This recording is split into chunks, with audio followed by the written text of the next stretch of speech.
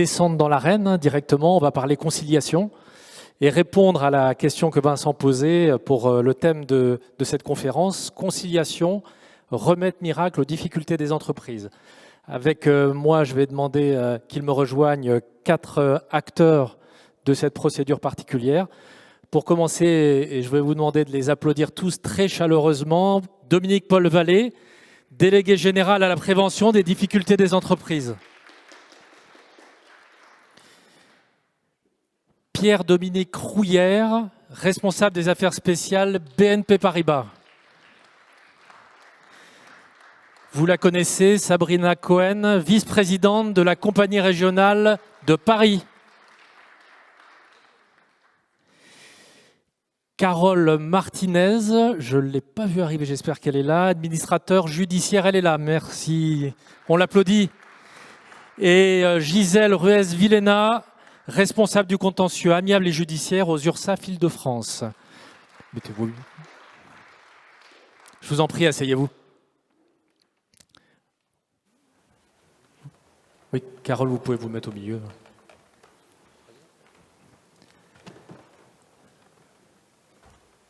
J'ai dit administrateur. Est-ce que c'était administratrice? Non, administrateur judiciaire. On va commencer avec vous, Dominique Paul Vallée. On va, sans surprise, avant de rentrer dans le vif du sujet, et notamment, je sais que vous collectez évidemment beaucoup de chiffres sur le traitement des entreprises en difficulté. Vous pouvez enlever votre masque. On va commencer juste de quelques mots. Est-ce que vous pouvez nous rappeler de quoi on parle quand on parle de conciliation ? Comme on dit, comme disent les journalistes, la procédure de conciliation, c'est quoi? Alors, j'oserais dire que c'est comme la médecine chinoise par rapport à la médecine occidentale, c'est soigner par prévention. C'est-à-dire qu'on n'est pas malade, mais quand on sait qu'on a une petite faiblesse dans le corps. Et on renforce la partie du corps qui a cette faiblesse. Et dans l'entreprise, eh bien, cette faiblesse dans le corps de l'entreprise, ça peut être trop de dettes, beaucoup trop de créanciers qui attendent de se faire payer. Ça peut être manque de fonds propres.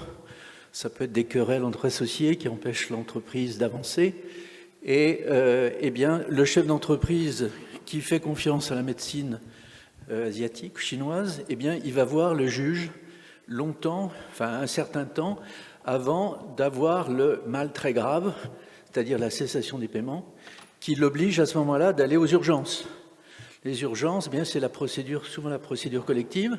Alors, il y a moins urgent que on va en sauvegarde si on peut quand même attendre et si on n'est pas au bord du gouffre, si on a le temps de prendre des mesures de restructurantes de l'entreprise, mais on va en redressement ou en liquidation judiciaire quand il faut absolument couper l'abcès. La liquidation judiciaire étant justement, il faut couper un bras, il faut couper des choses parce qu'autrement ça devient très grave. Donc cette métaphore, on a parlé de la santé tout à l'heure, c'est pour ça que j'ai évoqué cette comparaison pour parler de la conciliation ou du mandat ad hoc, de ces deux mesures préventives. C'est véritablement de la médecine chinoise, d'anticipation des problèmes. On se renforce là où on est faible pour éviter la cessation des paiements. Donc on est vraiment en amont de la cessation des paiements. Exactement.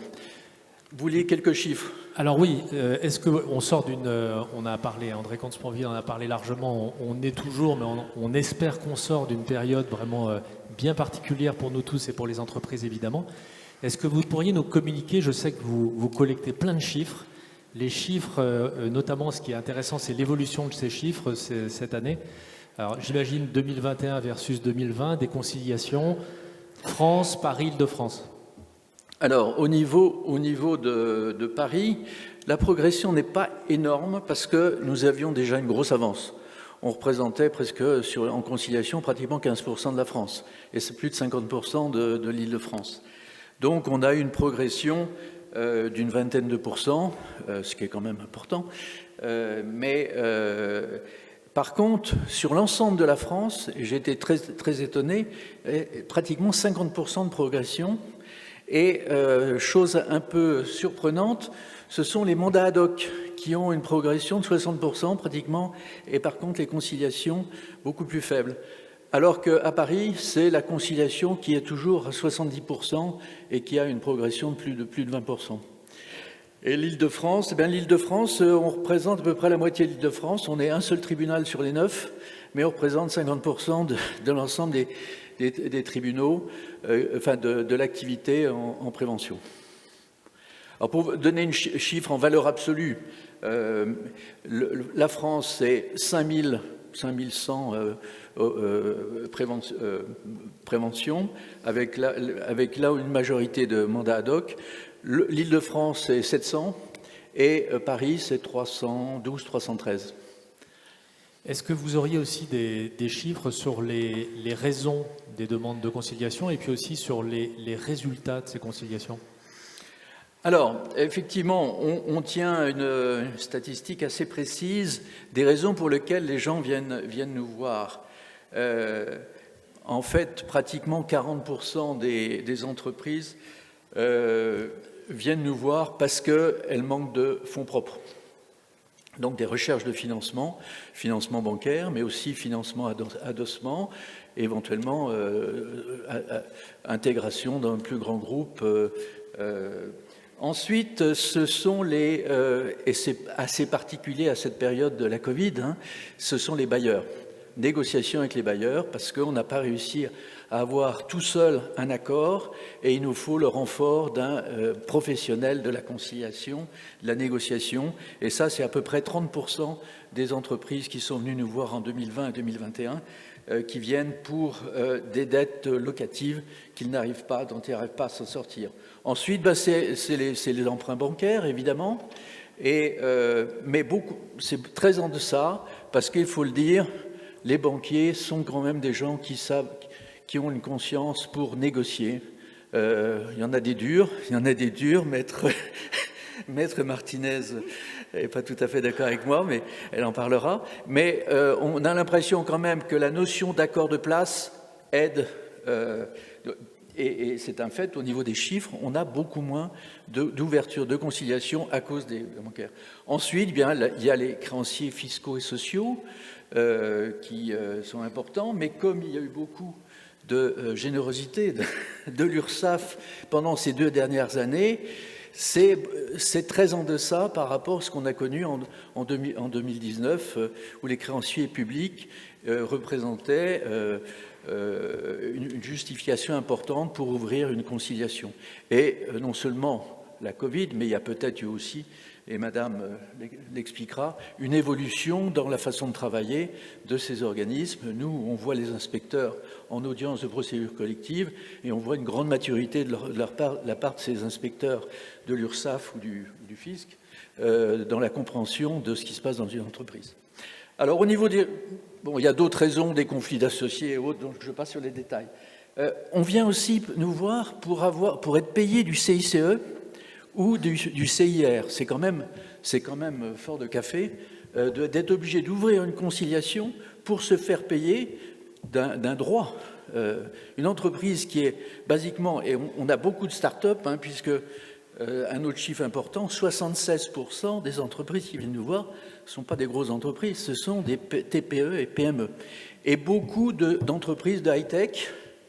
Alors il y a peut-être une relation de cause à effet, c'est que ces entreprises de high-tech, souvent, sont créées par des gens qui ont fait des grandes écoles et autres, donc qui ont certaine éducation dans ce qu'est la conciliation, le mandat ad hoc. Alors que la TPE du domaine du BTP, le maçon portugais ou le maçon bulgare et autres, il ne sait pas ce que c'est. Et même d'ailleurs, il a d'autres méthodes de travail qui sont quelquefois pas très vertueuses, et on les trouve malheureusement directement en liquidation.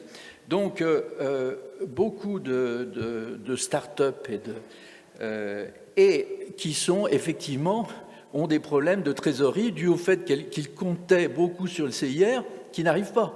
Et j'ai des cas où il y a des gens qui n'ont pas réussi à toucher leur CIR depuis 5 ans et qui ont des taux des frais des charges de R&D de 50% de leur chiffre d'affaires. Donc alors au niveau du taux de succès, nous avons une échelle qui nous permet de graduer. On est à peu près à 70-75% de taux de succès. Succès à 100%, c'est quand il y a un accord avec les créanciers, soit un accord privé, c'est ce qu'on a en général suite à un mandat ad hoc, soit un accord constaté devant nous, devant le président ou les délégués que je suis, soit un accord homologué devant le tribunal. Donc 50% à peu près des entreprises que l'on voit, ça se termine par un accord de ce type. Ensuite, il y a des passages à la sauvegarde. On considère que ce n'est pas un échec complet parce qu'en sauvegarde, les entreprises ont quand même un taux de succès important. Passage en redressement, ce n'est pas non plus un échec complet, donc on gradue, on met 25% de succès là-dessus, parce que c'est souvent issu d'une analyse qui consiste à dire le passif que l'entreprise a ne pourra jamais s'amortir sur 2 ans ou sur 3 ans, parce qu'en conciliation, il ne faut pas rêver. Bon, on ne va pas aller négocier 5 ans de délai avec l'URSSAF ou 5 ans avec un bailleur. C'est de l'ordre de 24 mois ou 36 mois. Donc, de temps en temps, on conseille les gens d'aller vers le redressement judiciaire. Et puis, il y a une nouvelle procédure, la procédure de traitement de sortie de crise. Eh bien, on a inventé ici le prépac traitement de sortie de crise. C'est-à-dire le traitement de sortie de crise, cette procédure nouvelle qui permet en 3 mois de faire un plan. Eh bien, souvent, ces 3 mois, c'est trop court pour une petite entreprise, parce que ça concerne les entreprises en dessous de 20 salariés, 3 millions de chiffre d'affaires. Donc, ce traitement de sortie de crise, il peut être extrêmement bien préparé en conciliation. À ce moment-là, le conciliateur a travaillé avec le chef d'entreprise, a préparé les chiffres avec lui, et lorsqu'il arrive devant le tribunal pour ouvrir sa procédure de traitement de crise, où là, on peut avoir jusqu'à 10 ans de délai, eh bien, il est tout préparé et il a une chance à presque 100% d'avoir son plan autorisé. Vous disiez d'ailleurs, quand on préparait cette conférence, que vous aviez le sentiment que les dirigeants d'entreprise venaient plus volontiers, vous trouvez, qu'il y avait moins de gêne à venir au tribunal?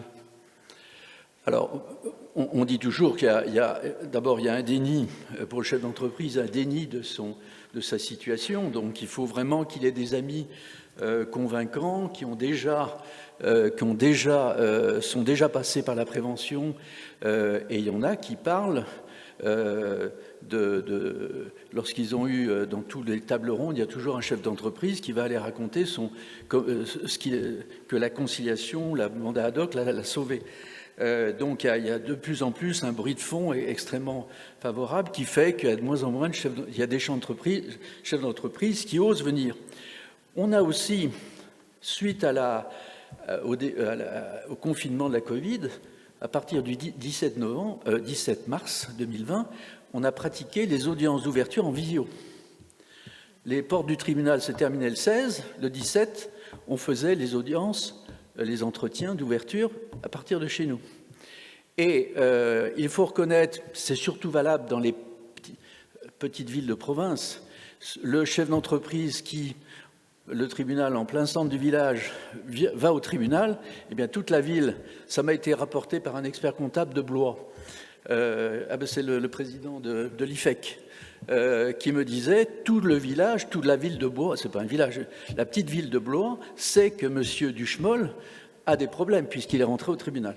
Eh bien, le système de la visio, alors à Paris, c'est pas le problème, on est quand même assez anonyme, mais dans un petit tribunal petit ou moyen, c'est important que le chef d'entreprise puisse venir incognito nous voir, et incognito parce que c'est en visio. Donc la confidentialité est renforcée, puisque c'est une des valeurs essentielles. J'ai oublié de le dire, vous ne m'avez pas posé la question, mais je vous le dis, que la valeur essentielle des procédures de prévention, c'est la confidentialité. Et nous sommes extrêmement vigilants, et notre président s'est battu d'ailleurs à plusieurs reprises lorsqu'il y a eu des cas de dérive journalistique là-dessus. Et la visio permet de renforcer encore cette confidentialité. Dominique Paul Vallée, j'ai une dernière question. jusqu'à la fin de l'année dernière, dans le cadre d'une conciliation, vous pouviez suspendre les mesures d'exécution. Il a été question à un moment donné de proroger ce dispositif et je crois que vous n'étiez pas favorable. Vous pouvez nous dire pourquoi ? Alors, on parle donc de cet article 2 de l'ordonnance du 20 mai 2020. Elle consistait à tordre le bras du créancier récalcitrant qui refusait de suspendre l'exigibilité de sa créance pendant le temps de la conciliation.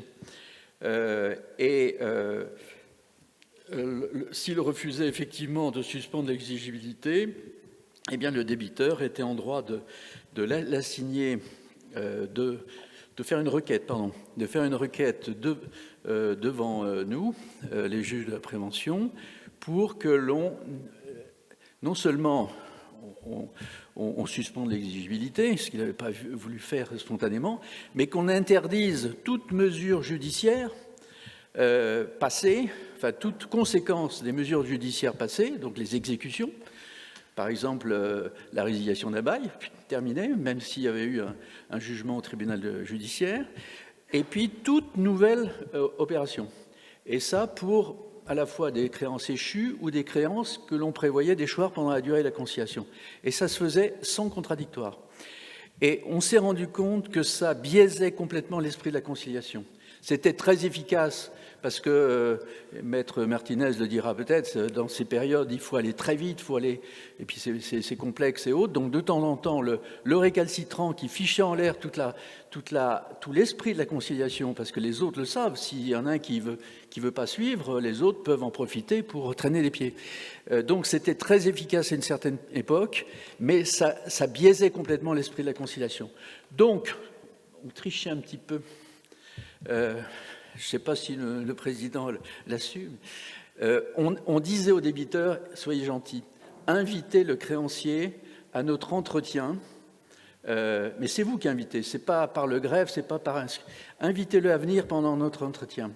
Et on est arrivé à un phénomène incroyable, c'est que pendant cet entretien où on était censé le massacrer, eh bien, il se conciliait. Alors, j'ai eu des cas, un magasin de vêtements qui avait 10 bailleurs, on les a appelés une matinée, ça commençait à 9h, ça se terminait à 13h, eh bien donc, sur les 10, il y en a 3 qui ont craqué le jour même, et le lendemain, il y a eu des ralliements à la bonne cause, et mon collègue Joseph Weby, je ne sais pas s'il est dans la salle, il a même eu des taux de succès beaucoup plus importants. Donc, on a transformé une faiblesse et une rudesse de la loi en quelque chose qui est revenu à l'esprit de la conciliation. Et alors, on en a parlé longuement avec le président Netter, puisque la chancellerie nous consulte par l'intermédiaire du président, savoir si on soutenait la pérennité de ces articles. Et on a dit non, surtout pas. Alors, je pense que la chancellerie nous a largement écoutés, et d'autres, évidemment, des administrateurs, des mandataires ont certainement parlé là-dessus. Et ce qui fait que maintenant, c'est intégré dans un article de suspension, de délai de grâce, disons, qui prend le prétexte donc de refus de suspendre l'exigibilité comme démarrage à une procédure, cette fois-ci complètement contradictoire, qui va donner des délais de grâce. Pierre-Dominique Rouillère, on évoquait tout à l'heure le banquier. Quel est votre regard, vous de banquier, sur cette procédure particulière de conciliation ? Bonsoir à tous. C'est qu'en tant que banque, nous, on est convaincus en fait que la conciliation offre un cadre idéal et surtout confidentiel. On insiste beaucoup sur ce point pour justement réunir autour d'une même table et sous l'égide d'un conciliateur l'ensemble des parties prenantes à un dossier pour partager ensemble d'abord un diagnostic, il faut que le diagnostic soit posé, et ensuite essayer de trouver ensemble des solutions permettant donc d'assurer la pérennité de l'entreprise. Et ça, de ce point de vue-là, je pense qu'en termes d'éthique, en termes d'engagement par rapport à notre rôle de banquier, c'est vraiment quelque chose qui nous anime particulièrement. Et je dirais qu'on est convaincu fondamentalement de l'efficacité de cette solution confidentielle. Les procédures préventives en France font leurs preuves. Je pense qu'au-delà des propos de M. Vallée qui soulignait justement le fait qu'on arrive dans 64% des cas à un accord, je pense que ça serait intéressant de regarder dans le temps. Moi, j'avais vu un article qui faisait référence à la période 2012-2017 et qui mettait en évidence que 75% des sociétés qui avaient passé en conciliation, en fait, 5 ans plus tard, étaient toujours là, toujours vivantes, et donc avaient bénéficié fondamentalement de ces mesures. Donc je crois que c'est un passage important, et même si pour un client, enfin pour un dirigeant d'entreprise, c'est un passage compliqué, parce qu'il faut qu'il fasse gérer cette démarche, et que ce n'est pas facile, pour autant je pense que les choses évoluent de ce point de vue-là, et qu'il y a une prise de conscience de nos dirigeants, que c'est finalement une solution qui leur est mise à disposition, et qui est là très clairement pour les aider, et qu'ils auraient tort de s'en priver. La conciliation, pour vous, ce qui est important, c'est d'amarrer au plus tôt, dans un cadre confidentiel, et de ne pas attendre exactement. Le sujet de nos clients en difficulté, en fait, c'est qu'ils puissent apprécier le plus tôt possible. C'est là aussi qu'on va faire le lien aussi sur le rôle des commissaires aux comptes, mais c'est qu'ils soient sensibilisés finalement sur leurs difficultés, qu'ils ne soient pas dans le déni, parce qu'il n'y a rien de pire, je dirais, qu'avoir en face de nous un dirigeant qui est dans le déni et qui ne veut pas reconnaître ses difficultés. Et finalement, le temps qui est perdu à le convaincre de revoir sa lecture, c'est du temps perdu pour essayer de traiter le sujet, fondamentalement. Dans le cadre de cette procédure de conciliation, qu'est-ce que vous attendez de votre client, du débiteur ? Justement, je dirais qu'il mette un petit peu, qu'il accepte de se livrer, qu'il accepte de partager sa situation et surtout qu'il mette, je dirais, un peu tous les éléments sur la table. On n'est pas là pour porter un jugement négatif, on est là pour comprendre les choses et pour essayer de voir vraiment quel est le fond des difficultés. Est-ce que c'est une évolution de modèle économique? Est-ce que c'est un problème de son produit? Est-ce que c'est un problème de stratégie ou de diversification qui a été malheureuse? Voilà, c'est d'essayer de comprendre fondamentalement quels sont les sujets. C'est sûr que la crise Covid a accentué un petit peu la lecture et parfois des sociétés qui exploitaient très très bien se retrouver sans chiffre d'affaires du jour au lendemain et donc c'était tout à fait un autre contexte. Pour autant, je dirais dans une situation quand même normale, il est quand même bien rare qu'une société se retrouve en difficulté sans avoir pu quelque part identifier des signaux faibles qui auraient pu, à force de clignoter comme ça, les sensibiliser sur des évolutions un peu négatives. Une marge qui baisse chaque année, en fait, ils n'arrivent plus à vendre dans les mêmes conditions auprès de leurs clients habituels. Voilà. Qu'est-ce qui fait qu'ils ont besoin de se remettre un petit peu en question et de faire évoluer un petit peu leur réflexion pour se repositionner et rebondir. Et dans ce cadre, qu'est-ce que vous attendez, vous, de ces conseils, et notamment, évidemment, puisqu'on est devant des commissaires aux comptes, du commissaire aux comptes ? Je crois que justement de ce point de vue-là, pour analyser un petit peu l'évolution à travers des chiffres, au travers de l'exercice de révision comptable certification des comptes, je pense que le commissaire aux comptes est un interlocuteur, je dirais, de premier plan et très averti pour justement faire passer des messages aux dirigeants, lui dire, voilà, on constate que dans l'évolution de notre bilan, il y a des masses qui évoluent, des déséquilibres qui se forment petit à petit. Je pense qu'aussi, on peut, dans ces déséquilibres financiers, on peut mettre en évidence également des sujets de besoins en fonds de roulement qui se dégradent. Donc on peut y trouver des causes. Mais c'est vrai qu'on parle du soutien des banques, je dirais, aux sociétés, mais il y a aussi tout le crédit interentreprise qui est même encore plus conséquent et qui est aussi très important. Fondamentalement, les bonnes relations entre les clients et les fournisseurs sont clés. Et en fait, tout ça participe fondamentalement à alimenter en termes de cash en fait, l'entreprise. Et c'est important justement de questionner les dirigeants sur sa sensibilité à ce sujet-là. C'est qu'au-delà, je dirais, de la lecture la plus simple de dire, voilà, je fais du chiffre d'affaires, je suis content, je me développe. Il faut voir d'ailleurs à quelles conditions de marge, il faut voir aussi à quelles conditions de facturation. Et est-ce que finalement les prestations sont correctement facturées? Des fois, on se retrouve avec des clients qui ont des postes clients conséquents, justement à l'actif, avec un poste de facture à établir qui est conséquent, parce que finalement, ils n'ont pas peut-être staffé, embauché la bonne personne pour justement mettre simplement noir sur blanc, facturer les clients des prestations qui ont été réalisées et faire rentrer le cash. On peut avoir des sociétés qui sont en bonne santé, qui se développent, mais pour autant qui n'ont pas bien perçu ces sujets d'équilibre en fait, de leur bas de bilan et de leur gestion de trésorerie. Je ne résiste pas, puisque j'ai un banquier avec moi, pour vous demander un peu quelle vision vous avez d'un sujet d'actualité dont on parle beaucoup, c'est le remboursement des PGE. Alors, le remboursement des PGE, je pense qu'on va rentrer un petit peu dans le vif du sujet seulement au printemps, l'été prochain. Sur les PGE, en quelques chiffres, il y a eu, je tire les chiffres d'un rapport de la Cour des comptes qui a été publié de tout début d'année. Donc, il fait référence donc, à la lecture des PGE. Donc, à fin 2021, vous aviez 143 milliards d'euros de PGE qui ont été décaissés. Sur ces 143 milliards, 80 et quelques milliards étaient déjà décaissés en fait dès le fin juin 2020.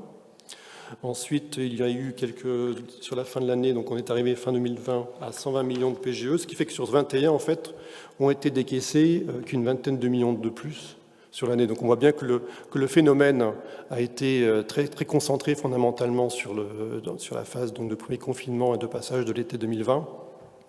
Et l'État, dans ses dispositions partagées avec les banques, on était, je le rappelle, dans un schéma de PGE avec une première année de franchise, avec le choix au bout de la première année pour l'entreprise, donc soit de rembourser son crédit de PGE, soit de pouvoir l'amortir selon un échéancier qui lui conviendrait à l'intérieur des 6 ans de la mise en place.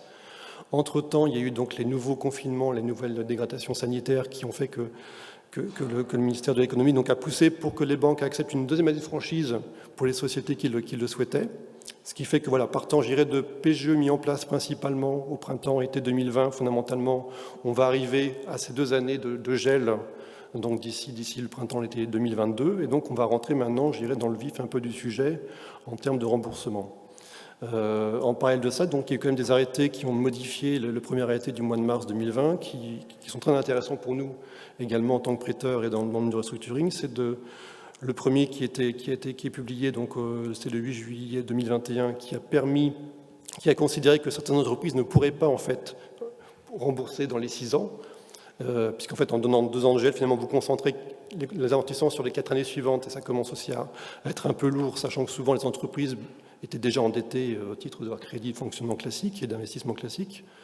Donc il a été conçu et rendu possible en fait de pouvoir discuter dans le cadre de la conciliation, notamment de pouvoir rediscuter finalement de reprofilage de ces PGE avec un objectif également d'effort partagé avec les autres dettes bancaires qui étaient également travaillées en parallèle, avec une logique d'effort, logique que l'État met en avant et que nous partageons, c'est que voilà, c'est pas seulement le PGE qui doit pouvoir être allongé, l'ensemble des prêteurs doivent aller un peu dans le même sens, c'est l'esprit même de ce PGE qui a été particulièrement efficace, justement, en termes de solutions pour assurer la liquidité des entreprises et assurer toujours se maintenir ce crédit aussi inter-entreprise. Et cette période-là de renégociation, vous la voyez arriver comment? Un peu inquiet, serein? Finalement, on n'est pas si inquiet que cela dans le sens où par rapport aux 143 milliards d'euros de PGE qui ont été mis en place, en moyenne, je sors de quelques chiffres que j'ai tirés d'une étude faite par BPI France Lab en partage avec Rexecode. Donc ils font régulièrement en fait, des sondages auprès d'un échantillon de PME, de TPE. Et le dernier en date, donc qui date qui est tout à fait récent, qui date du 6 janvier, faisait état qu'en fait, par rapport sur l'échantillon interrogé, 30% des dirigeants déclaraient ne pas avoir utilisé ou très peu utilisé leur PGE. 22 autres % l'avoir utilisé comme minorité. Et finalement, ce qui concentrait la partie sur 20% qui l'avaient utilisé en partie, grande partie, et surtout 30% qui l'avaient intégralement utilisé. Et c'est sur ces 30% que se pose quelque part le sujet de savoir ceux qui sont vraiment à même ou pas de les rembourser. Et parmi ces 30%, en fait, 5% se disaient justement inquiets de pouvoir les rembourser à bonne date. Donc finalement, quand on croise cela, d'ailleurs même avec le rapport de la Cour des comptes a ramené ce chiffre plutôt à 3,8%. Donc on tend à se rassurer, parce que finalement l'année 2020, globalement, a été marquée par un fort rebond en termes de croissance. Et à l'arrivée, nos clients ne se portent pas si mal que ça. Maintenant, certains, bien sûr, dans certains secteurs d'activité, ont souffert plus que les autres. Je pense à l'hôtellerie, je pense à la restauration, enfin des secteurs qui ont vu leur activité fermée pendant des mois. C'est sûr que c'est difficile pour eux de s'en remettre aussi rapidement. Mais bon, voilà, je pense qu'on va se concentrer sur cette partie clientèle-là, mais que rapporter finalement, si on raisonne sur la durée du PGE, on n'est pas sur des taux de défaut qui sont excessifs. Enfin, des défauts potentiels, pardon, qui sont excessifs. Un tout petit mot rapide, parce que je vois que le temps tourne déjà à toute allure. On a beaucoup parlé des PGE et moins d'un autre outil qu'on appelle les prêts participatifs de relance. Est-ce que vous pouvez nous en dire juste un mot? Alors, quelques mots. Bon, ça, c'est bon. Tout d'abord, les prêts participatifs relance ont aussi été définis au même titre que les obligations relance comme une solution complémentaire visant à renforcer la solvabilité de nos clients, parce que c'est bien de traiter, je dirais, liquidité par la dette, mais après se pose un problème de rapport entre la dette et les fonds propres.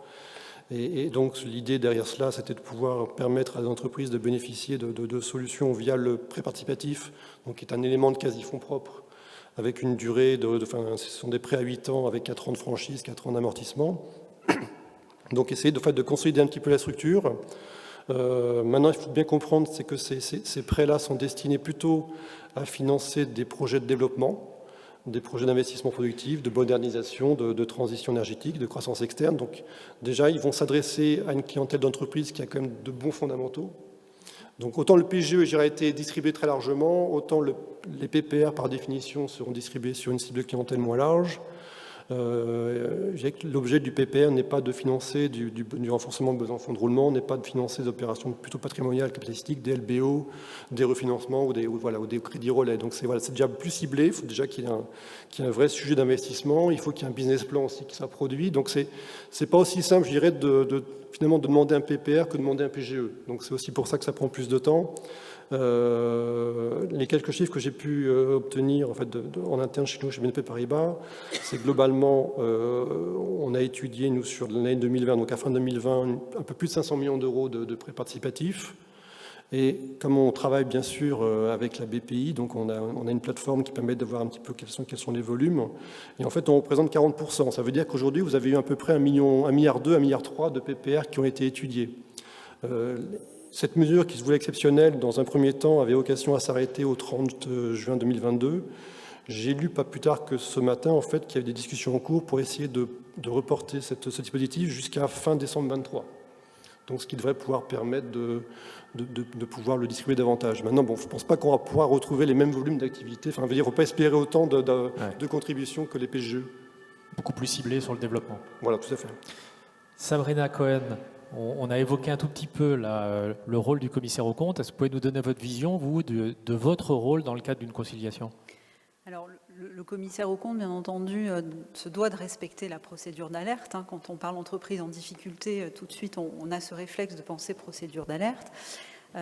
Mais avant de penser procédure d'alerte, on doit dialoguer avec le dirigeant. Et donc, vous l'avez dit, monsieur, le déni du chef d'entreprise, ça, on le rencontre fréquemment.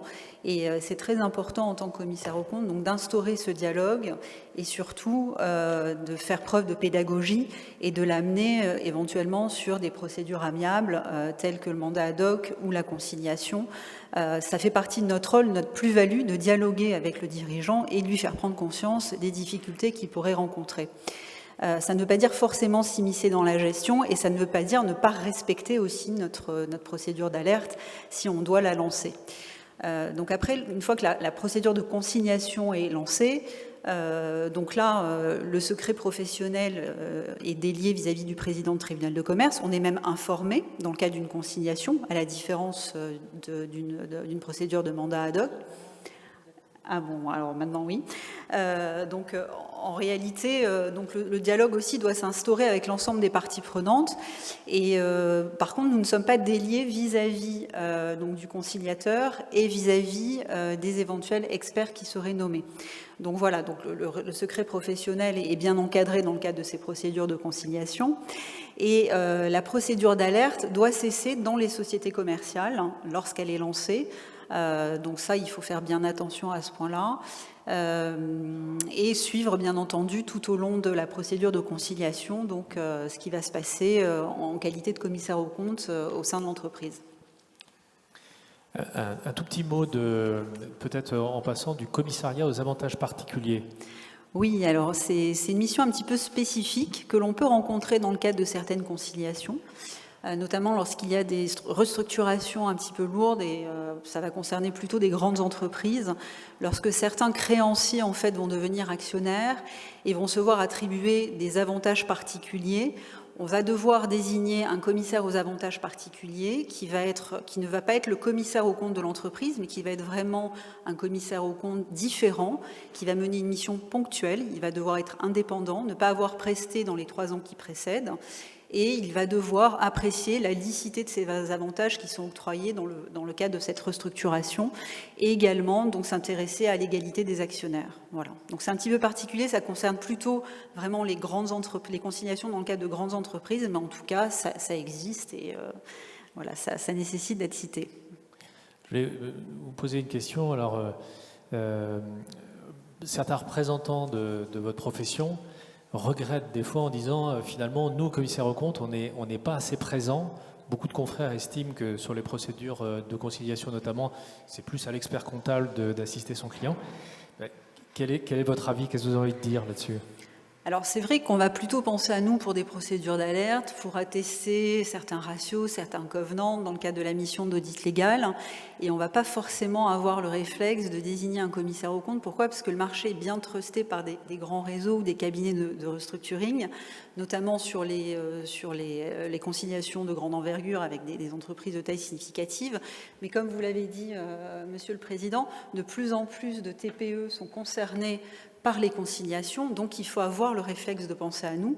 On est commissaire aux comptes aussi de TPE et on peut être tout à fait sollicité sur des missions contractuelles ponctuellement pour les accompagner, notamment dans des diagnostics de solvabilité et aller plus loin que notre mission d'audit légal.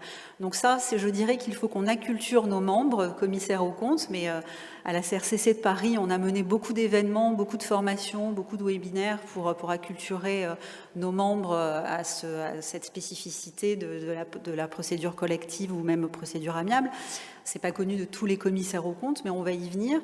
Et je pense qu'on a vraiment quelque chose à apporter au TPE. Et voilà, donc toutes les parties prenantes doivent penser à nous et nous prescrire sur ce type de mission.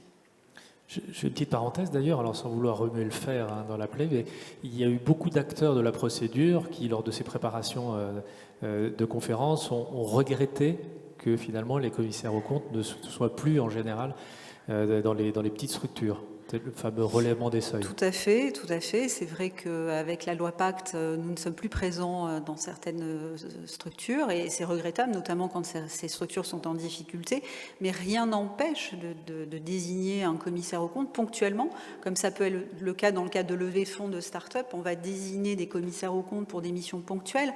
Donc là, il faut aussi penser à nous, même si on n'est pas présent en tant qu'auditeur légal, mais nous prescrire aussi sur des missions ponctuelles dans le cadre d'entreprises en difficulté. C'est aussi un message que vous faites passer à certains intervenants. Prescrivez-nous.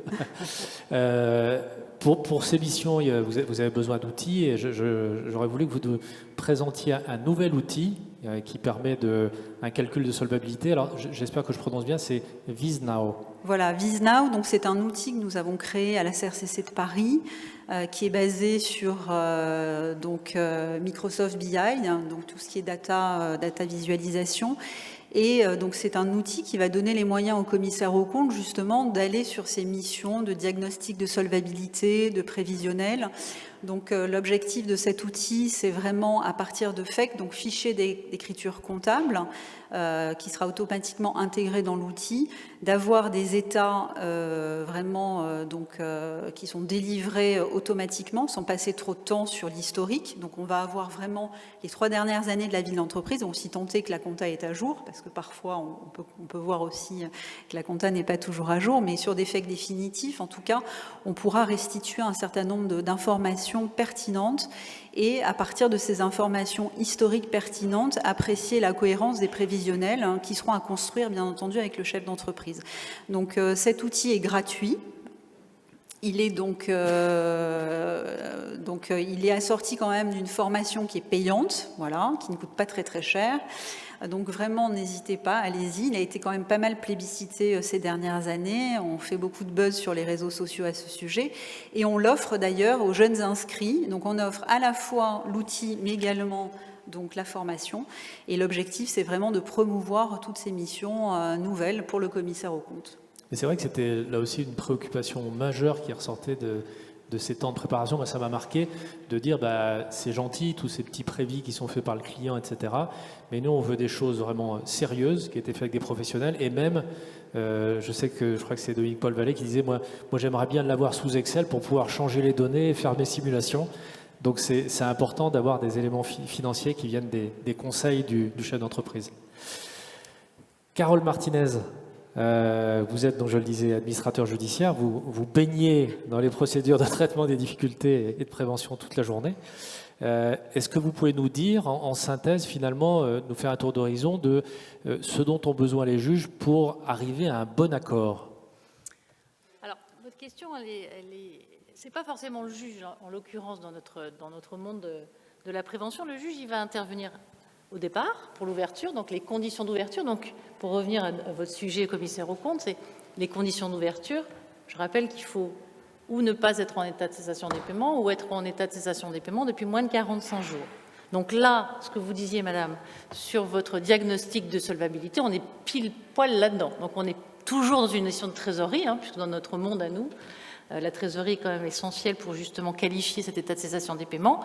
Donc, premier outil déjà pour le juge à l'ouverture, c'est d'avoir ce diagnostic qui soit le plus fiable possible, bien évidemment.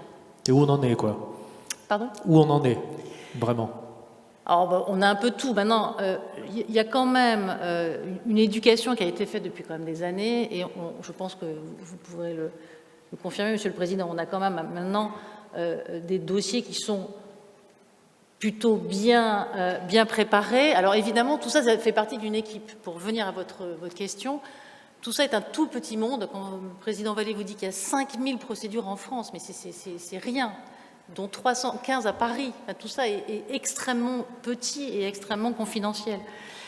Donc, c'est un travail d'équipe, des gens qui connaissent, des sachants, et ça, c'est important que vous puissiez, vous, par ces formations, faire rentrer cette profession des commissaires aux comptes à la conciliation, qui, encore une fois, a la chance de ne pas être contraignante. C'est un outil. Voilà, le commissaire aux comptes, il est même plus à l'aise, comme le banquier d'ailleurs, dans une procédure qui est normée, plutôt que tout seul à réfléchir, à savoir s'il faut qu'il le fasse ou qu'il ne le fasse pas. Donc je pense que c'est important qu'il y ait des professionnels, et quand on a des professionnels, même pour des petites entreprises, les dossiers sont bien présentés. Et donc ça facilite évidemment la compréhension au départ, l'ouverture de la procédure, puis la préparation des réunions, puisque l'avantage de la conciliation, c'est que c'est tout le monde à la même information au même moment, par catégorie de créanciers, bien évidemment. Donc ça, c'est important, la transparence et le professionnalisme, parce qu'on est sur une matière qui on considère comme étant très éloignée de la réalité. Non, on est toujours on parle de comptabilité, on parle de prévisionnel d'exploitation, on parle d'IBR, tout ça, ça vous parle. Enfin, tout ce que vous savez faire fait partie de notre monde à nous. Et d'ailleurs, c'est sans doute pour ça aussi que vous avez une information, vous êtes la seule profession réglementée à être informée de l'ouverture d'une procédure de prévention des difficultés. Mandat ad hoc, conciliation, il n'y a que les commissaires aux comptes qui sont informés, à part les parties, bien sûr. Donc pour une bonne conciliation, il faut être tous autour de la table. Et quoi d'autre? Écoutez, il faut, comme vous le disiez, je ne vais pas répéter tout ce qui a été dit, donc le chef d'entreprise, évidemment, il faut qu'il ait conscience, donc il faut qu'il ait pris la mesure des difficultés, il faut qu'il soit bien entouré, il faut que les fondamentaux de l'entreprise soient là aussi, parce qu'encore une fois, c'est un moyen, c'est pas la conciliation qui vous sort des difficultés. Si l'entreprise a des bases saines et qu'elle a besoin d'un coup de pouce, elle a besoin de temps et qu'elle a besoin d'oxygène, c'est une excellente procédure. Si elle arrive trop tard ou s'il y a une problématique de marché, etc., la conciliation n'arrivera pas à ses fins. Donc, ce qui est important, c'est de choisir la bonne procédure compte tenu des difficultés qui sont celles de l'entreprise. Et la conciliation, comme le disait le président Vallée, a cet avantage d'avoir un spectre très large, parce qu'à la fois, elle n'est pas contraignante, mais elle permet aussi, par des dispositions particulières dont on a parlé, de contraindre certains créanciers récalcitrants, donc c'est très important, tout en permettant à la conciliation de se mener, puisque ça peut être simplement un report et non pas une contrainte très forte. On est sur des délais très courts, on est revenu à des délais sur 4 mois plus 1 mois, donc 5 mois dans la vie d'entreprise, c'est très peu en réalité. Donc le rythme est important et la bonne volonté de tous, Monsieur Rouillard, vous le disiez, les banquiers sont assez friands de cette procédure parce que justement c'est fait entre professionnels, on se connaît, on s'apprécie, ou pas d'ailleurs, pas obligé, mais on sait que quand les choses sont dites, voilà, chacun a confiance, donc ça c'est important, la confiance pour le chef d'entreprise, et puis tout le monde a un intérêt, parce que le banquier ne fait pas juste ça parce que ça lui fait plaisir, c'est parce qu'il faut aussi qu'il recouvre les crédits qu'il a accordés à l'entreprise. Et sur le PGE, c'est encore plus important puisque ça permet d'encadrer juridiquement maintenant un allongement de ces crédits sans que les banques perdent évidemment la garantie de l'État, ce qui était à l'origine évidemment l'objectif. Donc c'est une procédure qui est finalement peu utilisée, on n'arrête pas de le dire, pas assez utilisée et qui fonctionne très bien. Et malheureusement, les commissaires aux comptes, mais c'est sans doute pas de votre faute, hein, je pense que vous êtes dans ce carcan de votre secret professionnel, alors qu'on est tous soumis à un secret professionnel et à une confidentialité en plus dans le cadre de cette procédure, fait qu'effectivement, on ne vous sollicite pas et vous ne nous sollicitez pas. Donc c'est un peu, on se regarde un peu en parallèle. Finalement, si je résume, vous dites qu'il n'y a pas beaucoup de conciliation, elle se passe pourtant très bien. Et est-ce que ça veut dire que ce que vous constatez, c'est que finalement, on ne s'y prend pas encore assez en cas de difficulté en amont? Toujours. Ouais. On ne s'y prend jamais assez tôt, de toute façon, bien sûr. Mais bon, les choses avancent. Je pense que la période aussi Covid, comme vous le disiez, aura sans doute mis un coup d'accélérateur à ces procédures, donc ça, c'est plutôt bien. Et les dispositions qui ont été intégrées dans la loi aujourd'hui permettent évidemment d'avoir aussi de sécuriser plus le chef d'entreprise qui va venir, parce qu'il sait qu'il n'a pas que le pouvoir de négociation, il peut aussi y avoir un pouvoir de contrainte du juge qui est important dans le cadre un peu ce bras de fer entre les créanciers et la société débitrice. Vous disiez les commissaires aux comptes n'ont pas forcément toujours le réflexe encore d'orienter le client vers une conciliation. Au-delà de ça, qu'est-ce que vous attendez d'eux? Quel rôle vous attendez qu'ils jouent? Le commissaire aux comptes, il est très important dans le cadre de sa mission de certification, puisque quand on va à un accord que nous demandent les interlocuteurs, évidemment, c'est d'avoir des comptes certifiés. Et donc, l'absence de certification ou d'opposer la continuité d'exploitation nous pose une difficulté.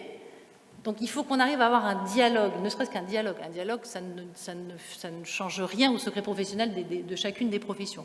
Le dialogue permet de savoir où on en est, de comprendre le déroulé de la procédure, de savoir quelles sont les étapes, et donc qu'on puisse ensemble essayer entre guillemets, négocier l'arrêté des comptes et leur certification surtout, parce que ça peut aussi empêcher des accords par méconnaissance ou par crainte. Tandis que si vous êtes au courant, et à chaque fois qu'un commissaire aux comptes nous appelle, bien évidemment, on lui répond, et on n'a aucun problème de confidentialité, puisque la procédure est confidentielle. Donc, on est tous soumis à la même confidentialité. Donc, quand on a ça, ça se passe toujours très, très bien. Je ne dis pas que ça se passe mal avec les commissaires aux comptes, hein, on s'en fout.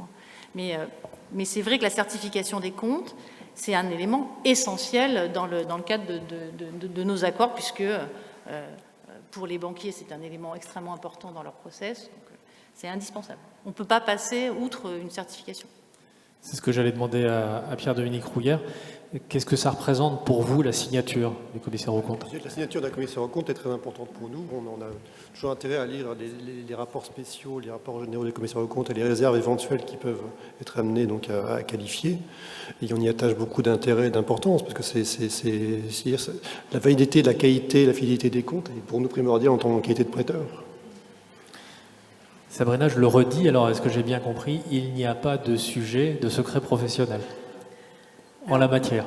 Il y a quand même un secret professionnel, mais en effet, rien ne nous empêche de dialoguer dans le cadre du respect du secret professionnel. Voilà, ça ne veut pas dire, bien entendu, partager nos travaux, nos dossiers de travail, mais dialoguer dans l'intérêt général et dans l'intérêt de l'entreprise. Donc ça, en effet, il faut qu'on soit prêt, il faut qu'on s'acculture, il faut qu'on sorte de notre carcan et qu'on n'ait pas peur de notre responsabilité, c'est important.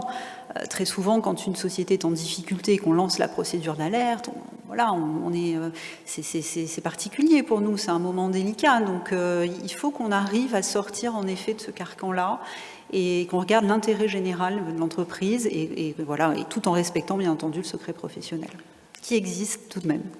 Oui. Et puis simplement sur ce sujet-là, sachez que personne ne va vous demander quoi que ce soit de vos documents de travail ou de partager des informations sur vos travaux. Notre sujet, il n'est pas là. Le sujet, c'est que vous puissiez, entre guillemets, participer à cette procédure pour pouvoir avoir des réflexes et pour pouvoir vous dire, OK, là ils en sont là, tiens, il y a eu tel IBR qui a été fait, parce que ça, par contre, on peut vous le communiquer, nous, on n'a pas de problème. Bien sûr. Donc c'est bien que vous disiez gagnant-gagnant pour le commissaire aux comptes et pour nous. C'est-à-dire, en fait, ce que vous attendez, c'est qu'ils fassent un petit peu la promotion auprès du client en disant vous auriez intérêt d'eux et qu'ils participent à la discussion à ses côtés. Voilà. Ou à ses côtés, ou si le client a besoin de lui, qu'il ne soit pas en disant attendez, moi je ne suis pas au courant. Non, si je suis au courant, vous en êtes là, très bien, voilà. Donc un dialogue. Voilà. Mais bien sûr. Gisèle Ruiz-Villena, Avant de rentrer dans le vif du sujet je rappelle, hein, vous êtes en charge du contentieux amiable et judiciaire pour les URSSAF d'Île-de-France. Avant de rentrer dans le sujet de la conciliation, peut-être en 2 mots, vous rappeler votre rôle. Alors, l'URSSAF Île-de-France fait partie, je dirais, du réseau du recouvrement, qui a de plus en plus ce rôle de recouvreur social, avec, je dirais, dans le paysage national, nous avons 21 URSSAF, et l'URSSAF Île-de-France, c'est à peu près 1/3 des recettes en cotisation de la sécurité sociale et d'assurance chômage, sachant que au 1er janvier 2023, on va être aussi le recouvreur de la CIPAV ARCO-AGIRC également, donc les retraites complémentaires obligatoires. Donc on a de plus en plus ce rôle de recouvreur social, sachant que 2019 c'était 117 milliards d'euros, 2020 une baisse, puisqu'on a donné des reports de cotisations liés au délai Covid. On a également accordé des exonérations de cotisations patronales à hauteur de plus de 3,7 milliards.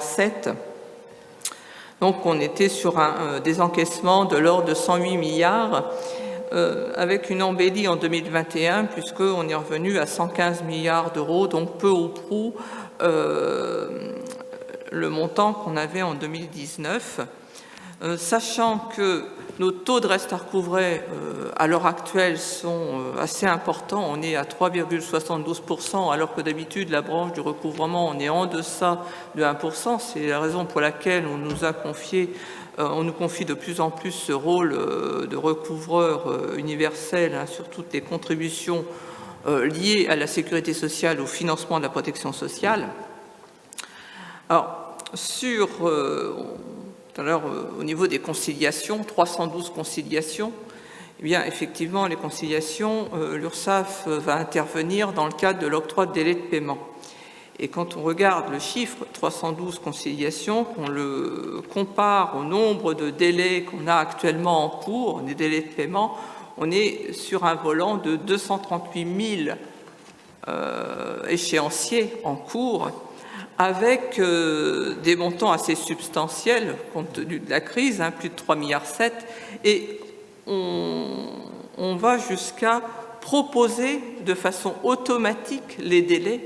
On n'attend pas que le cotisant vienne vers nous, depuis octobre 2020, on est à la 27e vague de propositions de délais faites aux entreprises, alors les entreprises de moins de 250 salariés, puisqu'on a exclu du dispositif toutes les grandes entreprises, les très grandes entreprises, puisqu'on va négocier des délais sur leur demande et en négociation directe.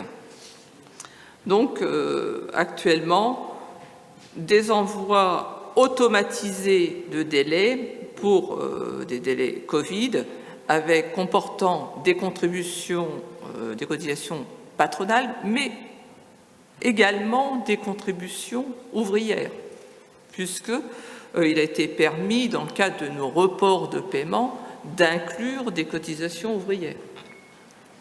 Nous sommes actuellement sur des montants très substantiels pour un organisme comme le nôtre. On est sur des enjeux de plus de 2 milliards d'euros, donc près de 141 000 délais proposés actuellement au niveau de notre organisme. Et si on regarde plus particulièrement le département de Paris, on est en deçà du million, puisqu'on est à 862 millions d'euros d'échéanciers accordés. Alors effectivement, au niveau du tribunal de commerce, actuellement, il y a de grandes difficultés dans le cadre de la prévention, puisqu'on n'inscrit plus de privilèges, ou très peu, très peu. Et c'est, je dirais, l'alerte au niveau des juges de la prévention. Pour les juges de la prévention, puisque s'ils voient des inscriptions de privilèges de la part des URSSAF, eh bien, il y aura convocation dans le cadre de la prévention. On aura peut-être des échanges pour savoir qu'est-ce qu'on fait au niveau de cette entreprise. Est-ce qu'on l'a convoqué pour des échéanciers? Alors nous, l'alerte, ça va être le fait il n'y ait plus de bordereaux, plus de DSN fournis aux exigibilités. Quelquefois, eh bien, malheureusement, les cotisants se mettent la tête sous le sable, on commence à ne plus faire ces déclarations. Alors, s'il y a des difficultés, il faut faire ces déclarations et venir rencontrer l'URSSAF pour voir s'il y a possibilité de délai de paiement. Effectivement, dans le cadre de la conciliation, on va être partie prenante, hein, effectivement, dans le cadre de ce délai. Et vous, commissaire aux comptes, vous pourrez être d'un apport dans le cadre de la certification d'un prévisionnel. Est-ce que cette entreprise aura une chance de redressement? Est-ce qu'on est en amont d'état de cessation des paiements? Oui, ce que vous nous dites finalement, si je comprends bien, c'est que vous avez été tellement conciliant par nature qu'il n'y a plus besoin de conciliation, sauf dans des cas très exceptionnels. C'est une période quand même assez particulière pour les URSSAF, puisque je dirais c'est la première fois qu'on se retrouve dans ce rôle d'aller au-devant des cotisants pour proposer des échéanciers. Et sur ces 2 ans, on n'a pas assigné les entreprises, sauf celles qui étaient en situation de fraude, ayant fait l'objet de PV au titre du travail dissimulé. Mais sinon, on a suspendu toutes nos assignations en redressement ou en liquidation judiciaire. Sur la région parisienne, on est sur un volant, en principe, en vitesse de croisière, sur 3000 à 3200 assignations en procédure collective. Et en entendant les montants, c'est quand même des montants qui sont importants. Absolument. Est-ce que l'idée du retour à la normale, ça vous affole un peu ou... Ça nous affole, bien sûr, parce qu'on se dit, est-ce que actuellement on a 72% de ces échéanciers qui sont proposés qui ne sont pas respectés?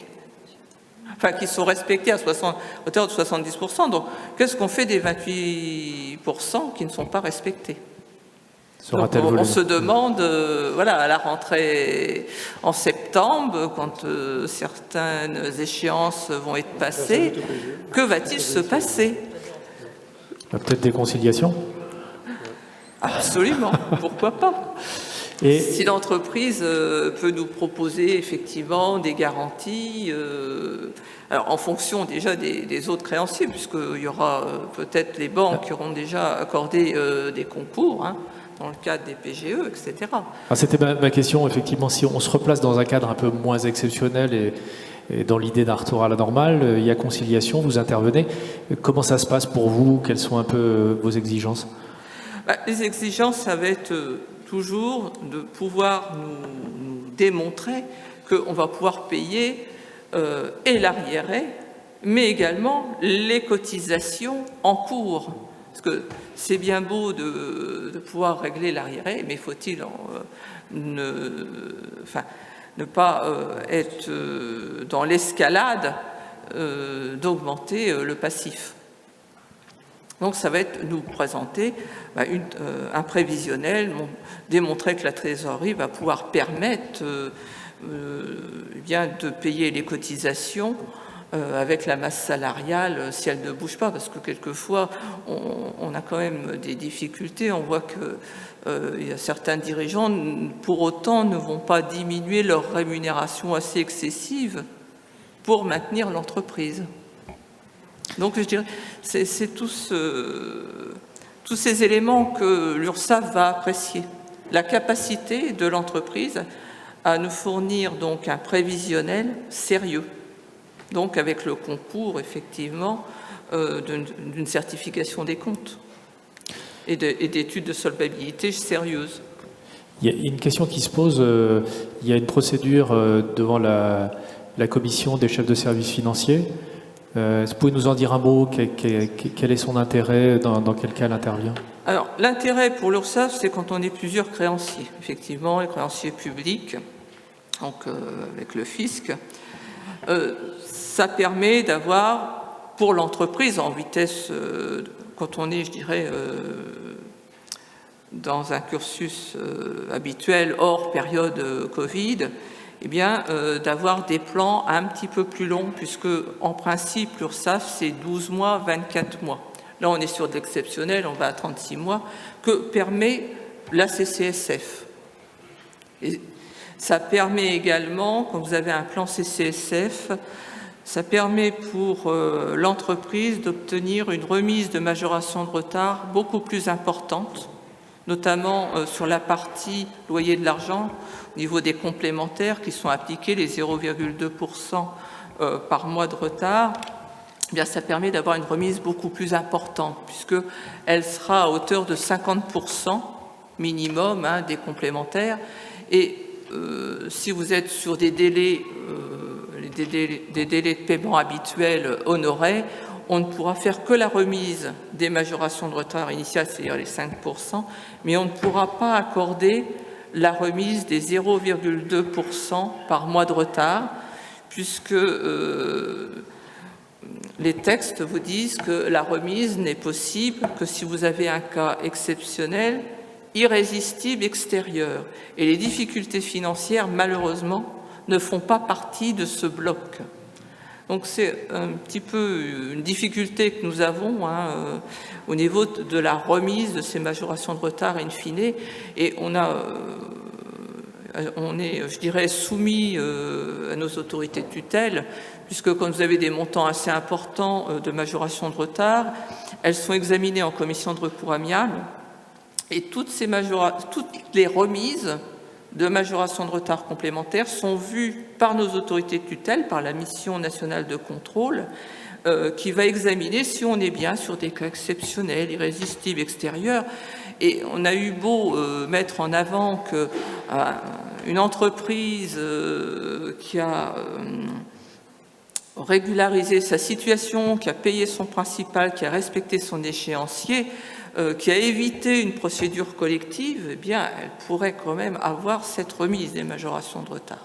Mais les textes, il y a une évolution des textes à avoir sur ce point, puisque moi, sur les 10 dernières années, on a eu énormément d'annulations par nos autorités de tutelle, de remise de majorations de retard complémentaires dans le cadre d'échéanciers respectés. Alors que, bon, on est intervenu à plusieurs reprises pour mettre en exergue qu'il vaut mieux peut-être un échéancier respecté qu'une entreprise qui va aller sur une procédure collective, et là on va lui faire une remise d'emblée des majorations de retard, puisqu'il n'y a plus de majoration de retard ni pénalité, une fois que vous avez une procédure de collective ouverte. Donc ça, c'est un petit peu, je dirais, le balancier que nous avons actuellement. Alors on nous parle du droit à l'erreur, du discernement, etc. Mais on a encore des difficultés de par les textes et de l'application qu'on nous en fait faire sur ces points. Il reste des réformes à opérer. Il reste des réformes à opérer, oui. Sur la CCSF, j'ajoute que ça permet aussi d'avoir qu'un seul interlocuteur pour le chef d'entreprise qui n'est pas neutre. Oui. C'est-à-dire que vous payez à la CCSF qui dispatche auprès de tous les créanciers publics, donc c'est pas neutre. Pour rater un échéancier, c'est mieux d'en avoir qu'un. Absolument. Et puis aussi, la saisine de la CCSF, quand elle est entérinée, elle arrête les poursuites. Vous, il faut aller chercher, évidemment, là, c'est plus compliqué. C'est plus compliqué, tout à fait. Donc, côté débiteur, si je comprends bien, ça a ses avantages. Oui, parce qu'il n'aura qu'une échéance. Mais si je comprends bien, quant à la durée vraiment maximale d'appurement de la dette, on peut aller jusqu'à 2-3 ans. 3 ans. 3 ans. Une petite question, vous en avez parlé un petit peu, mais je voulais vous re-questionner plus spécifiquement au regard un petit peu de l'endroit où on est, de public qui est devant nous. Qu'est-ce que vous attendez, vous, du commissaire aux comptes ? Bien, c'est le cas le rôle d'alerte, la certification des comptes, parce qu'effectivement, quand on a un contrôle URSSAF, que fait-on ? On va voir les rapports des commissaires aux comptes. C'est extrêmement précieux, puisque, on voit toute la présentation d'entreprise, etc., puis quelquefois, on met aussi le doigt sur certaines difficultés. Et pour nous, c'est un outil important. Sabrina Cohen, le mot de la fin. Le mot de la fin, c'est que c'est vrai qu'en tant que commissaire aux comptes, on joue un rôle majeur et vous nous avez vraiment mis à l'aise sur le fait qu'il ne faut pas hésiter aussi à dialoguer avec les entrepreneurs lorsqu'on sent qu'il y a une difficulté, et ne pas nous enfermer dans notre rôle d'alerteur, de déclencheur de procédures d'alerte, et de promouvoir des procédures amiables si besoin, d'expliquer ce que c'est qu'une procédure CCSF, sans conseiller le chef d'entreprise, c'est vraiment très en amont, vraiment de dialoguer avec lui. Et à la CRCC de Paris aussi, nous souhaiterions que vous soyez rassurés sur votre responsabilité, et c'est les raisons pour lesquelles nous essayons de monter des formations, des webinaires, des conférences comme celle de ce soir, et également de donner les moyens avec des outils pour, au-delà de notre mission d'audit légal, qui est très importante, vous l'avez rappelé, pour qu'on aille un petit peu plus loin et qu'on propose aussi des missions contractuelles de diagnostic de solvabilité. Voilà. C'est bien de finir quand même sur un message un peu unanime, de dire on a confiance en la qualité de la signature du commissaire aux comptes, on aimerait même qu'il intervienne davantage. Donc à bon entendeur, salut, et un grand merci à tous les 5 pour vos explications très pédagogiques. Merci.